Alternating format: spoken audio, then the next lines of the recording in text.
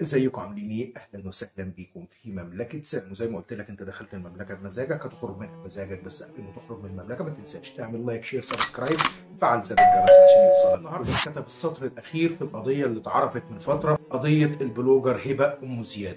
ايه اللي تم في القضيه وايه اللي حصل في القضيه ده اللي هنعرفه، بس صلي على حبيبك المصطفى عليه افضل الصلاه والسلام. النهارده الحكم النهائي في القضيه المعروفه بقضيه هبه ام زياد. القضيه دي كنا اتكلمنا عليها من فتره طويله ساعه ما حصل القبض على هبه ام زياد، بس قلنا بلاش نتكلم عليها تاني لما القضاء ياخد مجراه والقضيه تاخد مجراها ويتم الحكم النهائي عشان نطلع نقول ايه اللي حصل بالظبط في قضيه هبه ام زياد. النهارده اتحكم على هبه ام زياد بالسجن 7 سنين ومحمد ابنها بالسجن 10 سنين. هتقول لي ازاي محمد يتحكم عليه بالسجن 10 سنين؟ هقول لك واحده واحده. واتحكم برضو على حسن مشالي اللي هو جوزها الثاني بالسجن المؤبد، وده اللي هتعرفه ليه حسن مشالي اتحكم عليه بالسجن المؤبد. اولا بالنسبه لمحمد ابنها اللي اتحكم عليه ب 10 سنين، في ناس هتقول ازاي محمد الابن هو اللي ياخد 10 سنين والام تاخد 7 بس؟ هقول لك واحده واحده ايه اللي تم في القضيه.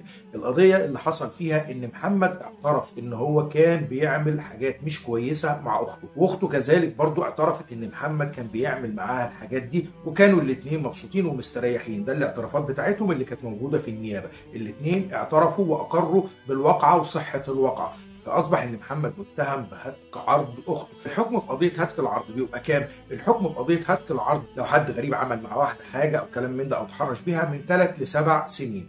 طيب اشمعنى محمد خد 10 سنين؟ تهمه هتك العرض لما يبقى المتهم فيها حد من فروع العيله زي الاب او الاخ بيبقى الحكم فيها يوصل لغايه 15 سنه. معنى كده ان القاضي رأف بمحمد واداله 10 سنين لانه هو معترف، واعترف في اول جلسه ان هو عمل كده فعلا مع اخته. حاول الدفاع ان هو يقدم شهادات وحاول ان هو يثبت ان محمد بيتعالج نفسي وكلام من ده، بس القاضي رأف بحال محمد. طبعا احنا ما بنعقبش على القضاء ولا نجرؤ ان احنا نعقب على القضاء المصري، ولكن القاضي اعتقد ان هو رأف بوضع محمد وحكم عليه بالسجن لمده 10 سنين وغرامه 200,000 جنيه. اما بالنسبه للمتهمه الاساسيه وهي هبه ام زياد اتحكم عليها ب7 سنين سجن.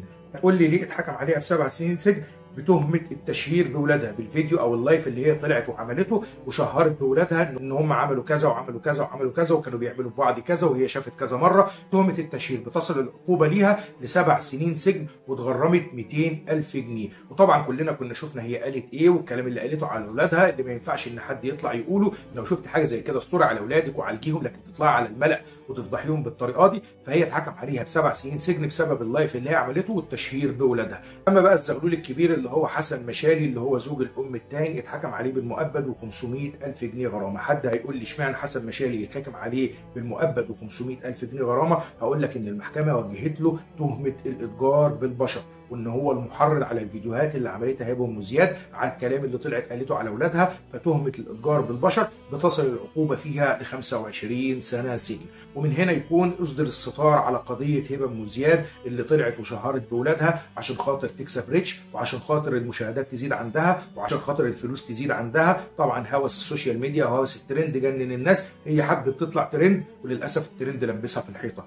خلي بالكم يا جماعه من الفيديوهات اللي انتوا بتعملوها، ما تحاولوش ان انتوا تطلعوا اولادكم كتير بالمنظر اللي احنا بنشوفه على السوشيال ميديا. خلي بالكم من اللايفات اللي انتوا بتعملوها، خلي بالكم من كلامكم، لان في ناس بتحاسبكم على الكلام ده، وكل واحد غلط هيتحاسب، وكل واحد بيغلط ما يفتكرش ان هو دوره وما جاش. لا، انت لسه رصيد الستر عندك، بس لما رصيد الستر هيخلص ان شاء الله هتتحاسب على كل اللي انت عملته. لو الفيديو عجبكم ما تنسوش تعملوا لايك شير سبسكرايب، فعلوا زر الجرس عشان يوصل لكم كل جديد. سلام.